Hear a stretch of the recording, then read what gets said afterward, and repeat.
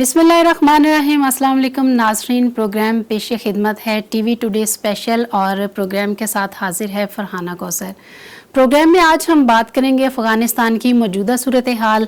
20 साल बाद अमरीकी फ़ौज का इनख़लाब भारत के लिए एक बहुत बड़ा धचका और इसके साथ साथ जो मुख्तलिफ़ किस्म के बयानात मुबस्सरीन और माहिरीन देते हुए नज़र आते हैं उस पर भी बात की जाएगी। तफसील से इन चीज़ों को लेके आगे चलेंगे और प्रोग्राम का जो दूसरा हिस्सा होगा उसमें हम बात करेंगे कि जो कल यानी कि 12 सितंबर को कैंटोनमेंट बोर्ड के जो इलेक्शंस होने जा रहे हैं वो किस तरह से होंगे और क्या क्या उसकी सूरत हाल है। कुछ लोगों का कहना है कि अगर बीआरटी नहीं बैठा, आरटी सिस्टम नहीं बैठा तो फिर जो है हम भारी अक्सरियत से कामयाबी हासिल करेंगे, और कुछ का कहना है कि देखते हैं कि अफसरान गायब होते हैं या फिर अफसरान जो है वो हाजिर रहते हैं इलेक्शन के दौरान और फिर उसका रिज़ल्ट जो है वो देखा जाएगा कि क्या हकीकत है और क्या झूठ है, या फिर ये इलेक्शन जो है हकीकत में मबनी होते हैं या फिर झूठ पे मबनी होते हैं। इलेक्ट्रॉनिक मशीन का कहा जा रहा है पीटीआई की तरफ से, उस पर भी बात की जाएगी कि 2023 में ही क्यों उसको इंट्रोड्यूस करवाने जा रहे हैं। अभी जो इस तरह के छोटे छोटे इलेक्शंस हो रहे हैं उसमें क्यों उसका जो है इस्तेमाल करके उसको चेक नहीं किया जाता, इस पे भी बात की जाएगी। मैं अपने मेहमानों का तारुफ करवा दूं आपसे। मेरे जो पहले मेहमान हैं समीउल्लाह खान बरकी, पाकिस्तान मुस्लिम लीग नून से इनका ताल्लुक है। समी साहब आपका बहुत बहुत शुक्रिया, आपने प्रोग्राम में हमें वक्त दिया। और इनके साथ तशरीफ़ रखते हैं Imran Firoz Malik, advocate high court हैं। इमरान साहब आपका भी बहुत बहुत शुक्रिया, आपने प्रोग्राम में हमें वक्त दिया। और नाजरीन, हमारे जो तीसरे मेहमान हैं पीटीआई के ख़ास तौर पे, इनसे ख़ास तौर पे हम लोग पूछेंगे कि कल जो इलेक्शन होने जा रहा है बीआरटी सिस्टम जो है वो किस तरह से काम करेगा और जो इलेक्शन ऑफिसर्स हैं क्या वो गायब तो नहीं होंगे। और उनका तारुफ करवाती चलूँ, Zeeshan Mohsin Malik, deputy general secretary ज़िला चकवाल, पीटीआई से इनका ताल्लुक है। ज़िशान साहब आपका बहुत बहुत शुक्रिया, आपने भी प्रोग्राम में हमें वक्त दिया। पहले समीउल्लाह साहब आपकी तरफ आऊँगी। अफ़गानिस्तान की जो मौजूदा सूरत हाल है, आपने देखा कि 20 साल बाद अमरीकी फ़ौज का इनखला हुआ है। पाकिस्तान का इसमें ख़ास तौर पे बहुत अहम किरदार है कि उसने अमन की तरफ जो है और गुफ्तगू की तरफ जो है उसको लेके आए। इन तमाम चीज़ों को अमरीकी जो हुकाम है उनको भी, और वहाँ पे अमरीकी अफवाज का जो इनखला हुआ है कहा जा रहा है कि पाकिस्तान का इसमें बहुत अहम किरदार है। आप इस तमाम सूरत हाल को किस तरह से देख रहे हैं? बिस्मिल्लाहिर्रहमानिर्रहीम। अफ़गानिस्तान का अगर हम थोड़ा सा देख रहे हैं, अफ़गानिस्तान की पूरी हिस्ट्री को अगर या बैकअप जब रूस से लेकर अफ़गानिस्तान तो मुसलसल ही जंगी हालात में चलता रहा है और जंगी हालात में ही सिलसिला था।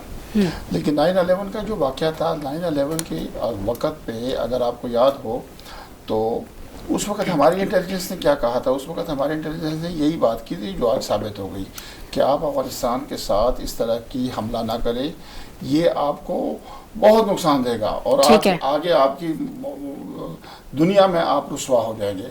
तो आज वो बात साबित हो गई हमारी उस वक़्त की इंटेलिजेंस रिपोर्ट के मुताबिक कि वो अमेरिका या जो भी वो फोर्सेस, पूरे 80 ममालिक की फोर्सेस थी, वो वहाँ पे रुसवा होगी। अफ़गानिस्तान की वजह से या अफ़गानिस्तान के लिए सबसे ज़्यादा कुर्बानी देने वाला मुल्क पाकिस्तान है। अफ़गानिस्तानियों को, अफ़गानिस्तान के अवाम को या अफ़गानिस्तान की सपोर्ट में अगर आप देखें तो पाकिस्तान में इस वक्त कहीं मतलब अगर हम कम और बेशी हिसाब से लगाएं तो 1 करोड़ से ज़्यादा लोग अफ़गानिस्तान के जो लोग हैं वो पाकिस्तान में मुकीम हैं। और पिछले 40 सालों से 50 सालों से इन लोगों को पाकिस्तान ही सपोर्ट कर रहा है और पाकिस्तान ही इनकी के लिए एक रोज़गार का एक ज़रिया, एक निज़ाम का ज़रिया तो पाकिस्तान है। तो पाकिस्तान की बहुत बड़ी कुर्बानियाँ हैं अगर उस कुर्बानियों को देखा जाए।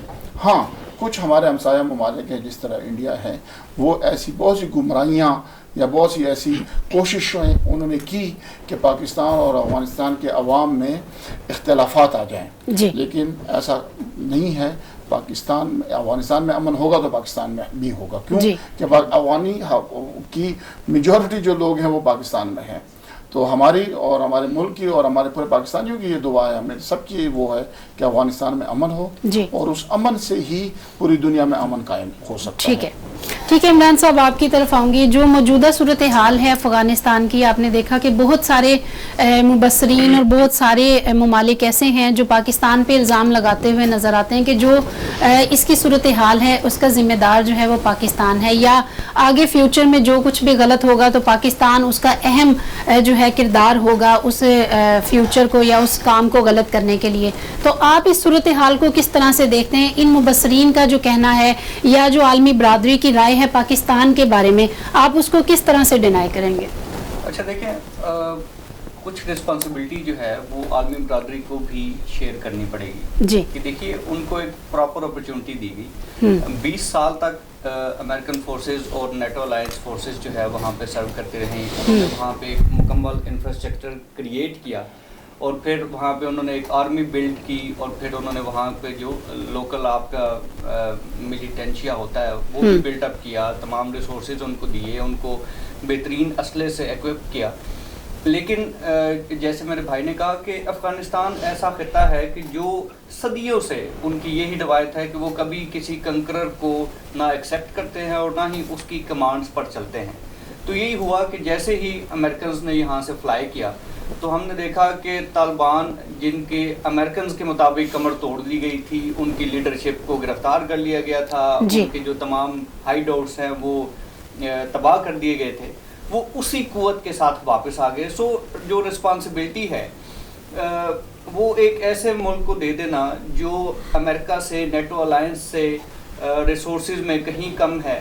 آپ نے دیکھا کہ وہاں پہ امریکہ نیٹو الائنس کے علاوہ بھارت اپنی پوری قوت کے ساتھ وہاں پہ موجود تھا, اور انہوں نے اپنی پوری کوشش کی کہ وہاں اس طرح سے پینیٹریٹ کر سکیں کہ اگر امریکہ وہاں سے جاتا بھی ہے تو ان کا جو ہولڈ ہے وہ برقرار رہے. لیکن ہم نے دیکھا کہ وہ تمام کوششیں جو ہیں بے سود ثابت ہوئی. ٹھیک ہے, افغانستان جو ہے وہ ایک انڈیپینڈنٹ قوم ہے, وہ کبھی کسی غاصب کو برداشت نہیں کرتے. تو یہی ہوا کہ وہ جو کاغذ کے اور ریت کے محل بنائے گئے تھے, وہ جیسے ہی امریکن فوج وہاں سے گئی تو وہ ریت کے محل جو ہے وہ ریت کے محل ہی ثابت ہوئی اور وہ ٹوٹ گئے. جی اور افغانیوں نے وہ جو ان کا ایک نیچرل سٹائل ہے انہوں نے اسی پہ عمل کرتے ہوئے اپنے لوگوں کو, اپنے جن کو وہ لیڈرشپ مانتے ہیں طالبان کو, انہوں نے ان کو دوبارہ سے وہاں پہ لا کے کھڑا کر دیا جہاں پہ شاید وہ 20 سال پہلے بھی نہیں تھے.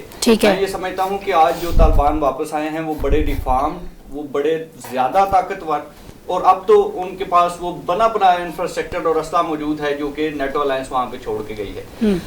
اب پاکستان کے رول کی بات کرتے ہیں. ہمارے لیے چیلنجز بڑے زیادہ ہیں.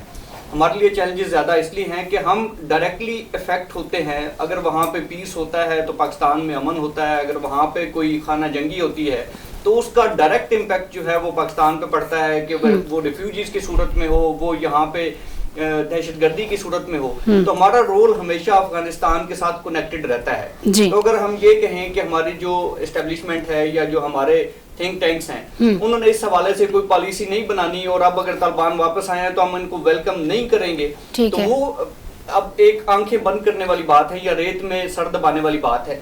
کہ ہم ان کے ایسے ہمسائے ہیں کہ ہماری بہت بڑا بارڈر ان کے ساتھ شیئر ہوتا ہے, ہماری بہت بڑی کمیونٹی جو ہے, جو ہمارا سارا پشتون بیلٹ ہے وہ آدھا افغانستان میں رہتا ہے, آدھا یہاں پہ رہتا ہے, ہمارے وہاں پہ تعلق واسطے ہیں, ہماری رشتہ داریاں ہیں, تو ہم ان سے کٹ آف ہو کے رہ ہی نہیں سکتے. تو ہمارا رول ہمیشہ سے رہا ہے اور وہ ہمیشہ رہے گا.